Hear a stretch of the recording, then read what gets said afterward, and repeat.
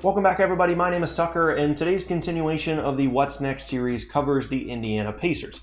Coming off of a season in which they pushed the eventual Eastern Conference champion Cleveland Cavaliers to 7 games in the first round of last year's playoffs, expectations for this Pacers team were high going into this season. And even though it certainly can't be categorized as a failure, there were more than a few bumps in the road.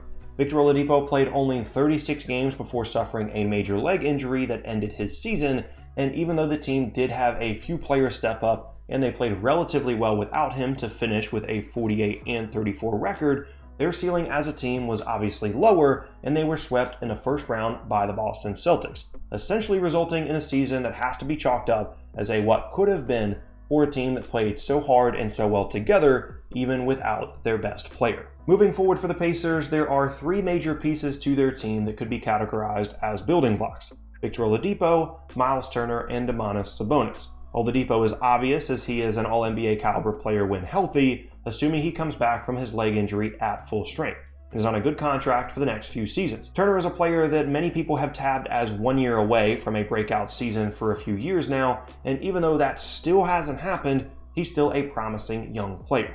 Finding players that can average over 2.5 blocks per game and also shoot 38% from 3 are hard to come by, even if Turner's overall offensive output does leave something to be desired. The only other wrinkle here is that he is set to begin a contract next season that pays him $18 million a year for 4 years. So he'll need to continue to progress to be worth that kind of money. And last up is Sabonis, who has shown steady improvement in his 3 seasons in the league, with a better all-around offensive game than Turner, specifically in the post and as a passer. Although obviously he isn't nearly the same kind of rim protector. Similar to Turner, however, there is a contract to be considered here, as Sabonis will be a restricted free agent in 2020. With that established, let's move on to the draft. The Pacers have the 18th pick, and on the surface, it would seem like they need to target a point guard, with 2 of their point guards being 2019 free agents and the other being last year's draft pick that showed some promise. But there don't really seem to be a lot of high-quality players in the backcourt that would still be available at 18. Instead, I would look for them to target any number of quality wings and combo forwards that could still be on the board, but I've already talked about these guys in past videos, so I won't go through the entire evaluation again. But some players to keep in mind here for Pacers fans are PJ Washington, Nazir Little, Tyler Hero, and Keldon Johnson. On the other hand, the Pacers could try and make a move up the draft to get into the top 10 and select a higher impact player to add to their core. For example, they could try and trade their 18th pick and Sabonis to the Wizards at 6 or the Pelicans at 7 and use that selection to pick someone like Jarrett Culver, DeAndre Hunter, or maybe even Cam Reddish. This would spread out some of their talent from the front court to the perimeter, and even though it would be tough to trade away Sabonis, allowing Turner to be the full-time 5-man with 4 floor spacers around him wouldn't be a bad idea. However, one issue with this is that, as I said earlier, Sabonis is a 2020 restricted free agent, and that might lower his value to the team that he is being traded to. I'm not sure if this exact trade structure would work, but it is something to keep in mind as a possibility for the Pacers. Moving on now to where things get a bit complicated for this team: free agency. As of right now, they are on pace for $60 million in payroll next season, or about $49 million in cap space, but there are a lot of 2019 free agents to deal with, and as a result, a lot of cap holds to deal with as well. As I've talked about in the past, players with expiring contracts have a cap hold on the team's payroll that counts against the cap, but allows the team to go over the cap to re-sign them if they choose. So to actually get the cap space that the expiring contract provides, the team has to either re-sign them to a new deal or renounce the rights on their cap hold and lose the ability to go over the cap to re-sign them. Having said all that though, it's pretty simple to me which players the Pacers would actually consider bringing back on any kind of significant contract: Thaddeus Young, Bojan Bogdanovic, and Darren Collison.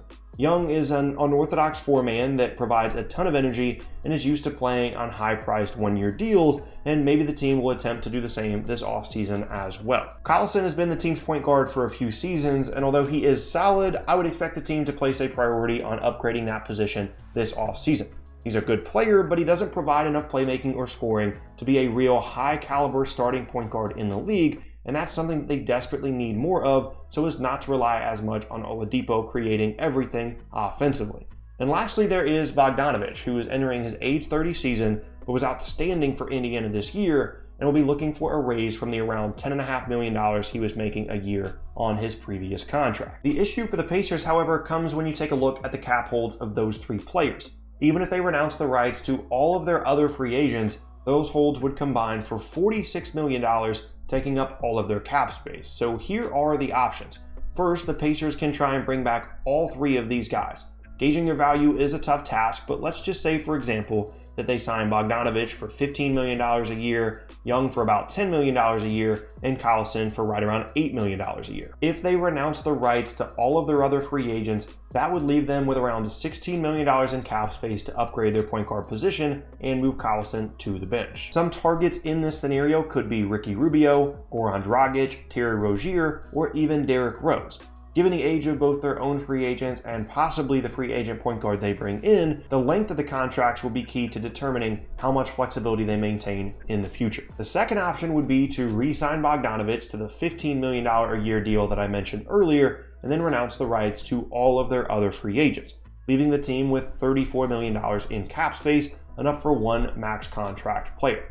They would have some options with that money, either swinging for the fences by going after Jimmy Butler, who's unlikely to sign in Indiana given his preferred list of teams that he's given in the past, or Tobias Harris, who would be an overpay on a max contract. The other way they could use their cap space would be to sign a handful of complementary pieces in free agency rather than spending it all on one player.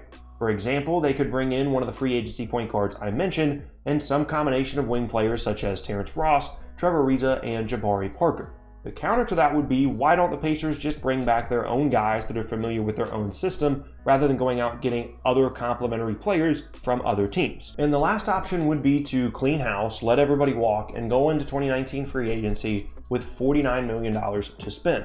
This has the same issues as the last option, however, as just having cap space doesn't necessarily mean that players will sign with the Pacers. It would provide them a ton of flexibility, but this option is highly unlikely. And if I had to guess which direction Indiana would end up going in free agency, it would be a combination of options 1 and 2. It's pretty clear that they need to give Oladipo some help in the backcourt, and that is even assuming that he comes back from his injury as the same player he was before. In my opinion, Bogdanovich is the only free agent that the team really can't afford to lose this summer, so long as the contract is at least reasonable in both value and length. After that, they can find replacements for each of their free agents with new free agents from other teams or via the draft if they chose to.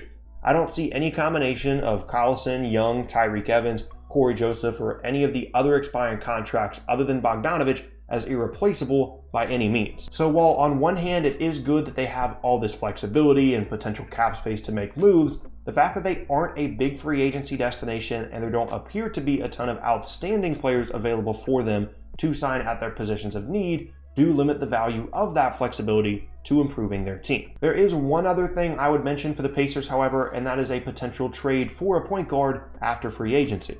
For example, they could bring back Bogdanovich and Young and use the remaining $24 million of cap space to absorb Mike Conley's contract from the Grizzlies in exchange for Doug McDermott and whoever they drafted with the 18th pick. The money would work out for both sides. The Grizzlies get out from under the Conley contract and get that cap relief plus a young player, while the Pacers get to re-sign 2 of their key guys and upgrade the point guard position with the rest of their cap space. The reason it's important to keep that $24 million in cap space is because that makes taking on and matching Conley's contract much easier. If they didn't have any cap space, then they don't have the contracts to make it work without including a bunch of players, including Miles Turner, and at that point it isn't worth it for Indiana. In the end, just like with a lot of different teams this offseason, the Indiana Pacers certainly have options. But unfortunately for them specifically, a lot of theirs involve juggling contracts and free agency and cap holds and going in multiple different directions without any of them really providing a clear path towards championship contention. There's no doubt in my mind that no matter what happens this offseason, so long as Oladipo recovers well from his injury, the Pacers should once again be a top 4 or 5 seed in the East next season. Nate McMillan has been an outstanding coach for them. They give great effort and play very well together, and I wouldn't expect that to change no matter what happens in free agency or the draft. But again, unfortunately for Pacers fans, unless something drastic happens and they land a big free agent and or make a Conley trade happen along with some other moves, I don't see how this team ends up any further in the playoffs than they have the past 2 years, with an appearance in the second round likely being their ceiling for the foreseeable future, barring some major roster moves. And there you have it. That is going to be the end of today's video, and I thank you all very much for watching. Once again, my name is Tucker. If you missed any of my previous videos, then be sure to check out the boxes on screen. Thanks again, and I'll see you all next time.